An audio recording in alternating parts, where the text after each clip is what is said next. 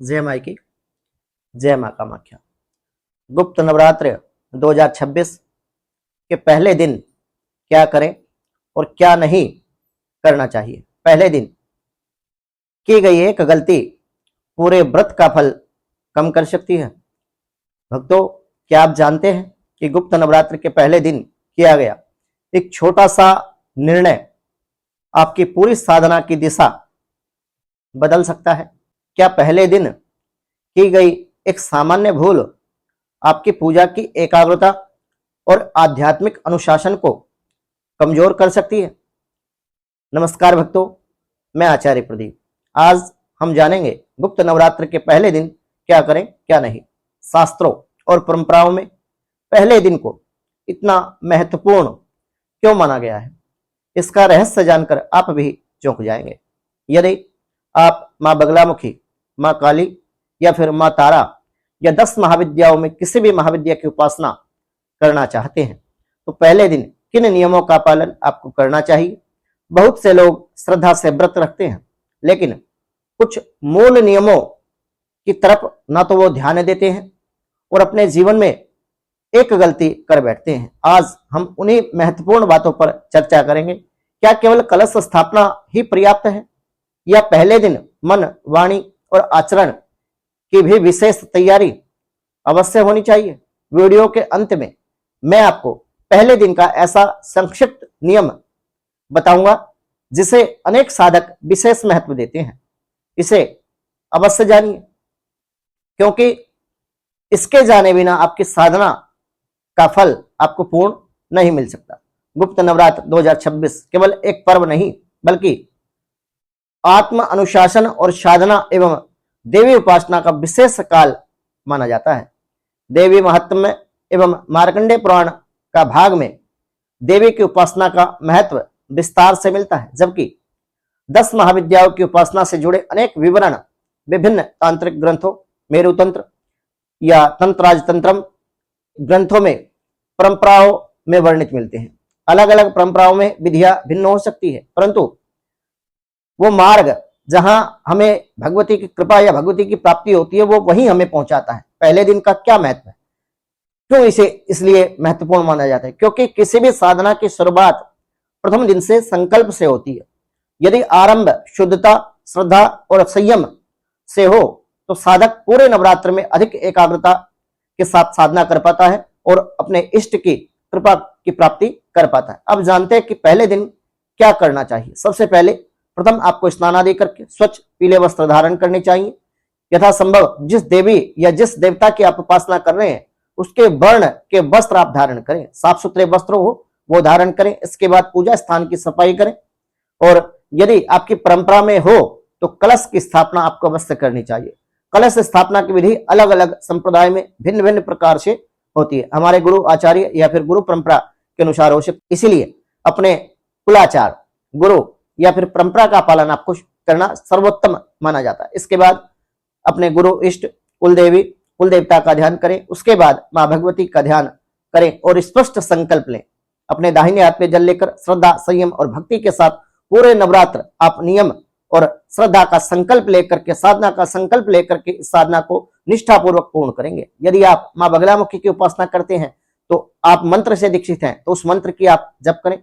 यदि मंत्र से दीक्षित नहीं है, ओम बगलामुखी नमः जैसे मंत्र काफी प्रचलित है। जप अपनी परंपरा और गुरु निर्देश अनुसार आपको करना चाहिए।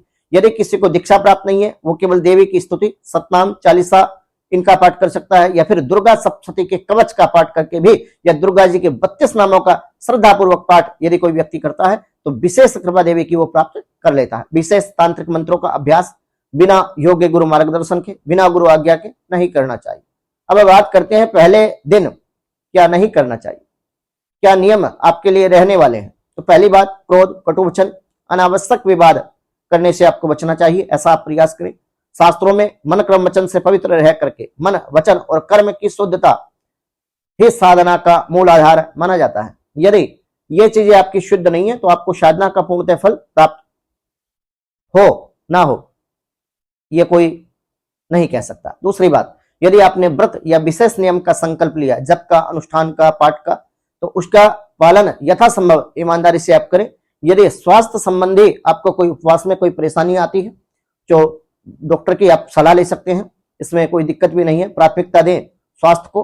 तीसरी बात, पूजा को केवल दिखावे या जल्दबाजी में पूरा करने का प्रयास कदापि न करें, क्योंकि 10 महाविद्याओं में जितनी भी महाविद्याएं हैं सभी उग्र हैं। इनकी साधना बड़ी नियम के साथ आपको करनी चाहिए। समय की एकाग्रता भक्ति के साथ अर्थपूर्ण मानी जाती है। चौथी बात, बिना प्रमाण के किसी भी चमत्कारी मंत्र का दावा या किसी उपाय का दावा हम अपने YouTube चैनल के माध्यम से नहीं करते। ये सब श्रद्धा और विश्वास के साथ है। सनातन परंपरा में श्रद्धा के साथ विवेक को भी बड़ा महत्व दिया गया है। पांचवी बात, यदि आप परंपरा में सात्विक आहार नियम का आप पालन करते हैं और अलग अलग संप्रदाय में भोजन संबंधी नियम अलग अलग हो सकते हैं, क्योंकि हर गुरु, हर परंपरा, हर मंत्र जप का विधान या फिर खान पान, आचार विचार, व्यवहार अलग अलग हो सकते हैं। इसलिए अपने परिवार या गुरु की परंपरा का अनुसरण आपको अवश्य ही करना चाहिए, नहीं तो सात्विक रह करके फलाहार लेकर के भी आप उपवास कर सकते हैं। अब एक महत्वपूर्ण और आध्यात्मिक बात पर हम विशेष रूप से चर्चा करेंगे। गुप्त नवरात्र का उद्देश्य केवल इच्छा पूर्ति नहीं होता, बल्कि स्वयं के भीतर के दोषों पर विजय प्राप्त करने के लिए ये नवरात्र आते हैं। शक्ति जागरण एवं शक्ति को चैतन्य करने का ये विशेष समय हमारे शास्त्रों में बताया जाता है। यदि पहले दिन आप यह संकल्प लें कि इस नवरात्र में काम, क्रोध, लोभ, मोह, अहंकार इन सबको छोड़ करके असत्य से आप बचेंगे, माता पिता और गुरु का सम्मान करेंगे, गुरु की आज्ञा का पालन करेंगे, प्रतिदिन समय ईश्वर का स्मरण करते हुए आप व्यतीत करेंगे, तो यही आपके लिए एक श्रेष्ठ साधना का पथ आपके लिए अग्रसर हो सकता है। याद रखिए, केवल दीपक जलाने से अधिक महत्वपूर्ण है भीतर के ज्ञान का दीपक प्रज्वलित करना। आपने दीपक तो जला दिया, परंतु यदि आपके भीतर अंधकार है तो साधना का फल आपको कैसे मिलेगा? केवल पुष्प अर्पित करने से अधिक आवश्यक है अपने अहंकार का त्याग करना।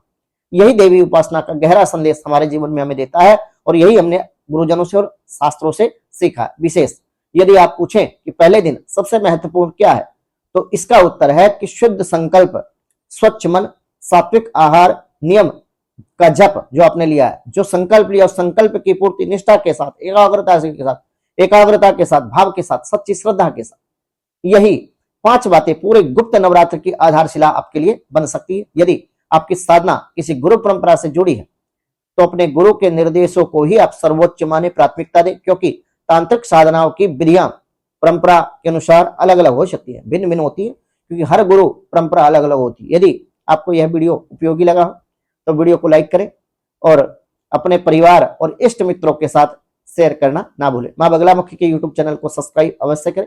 यदि आप भी मां भगवती तथा बगलामुखी माता तथा सनातन धर्म से जुड़े ऐसे ही प्रमाणिक ज्ञानवर्धक वीडियो अपने जीवन में देखना चाहते हैं, सीखना चाहते हैं, तो हमारे YouTube चैनल मां बगलामुखी भक्त ऑफिशियल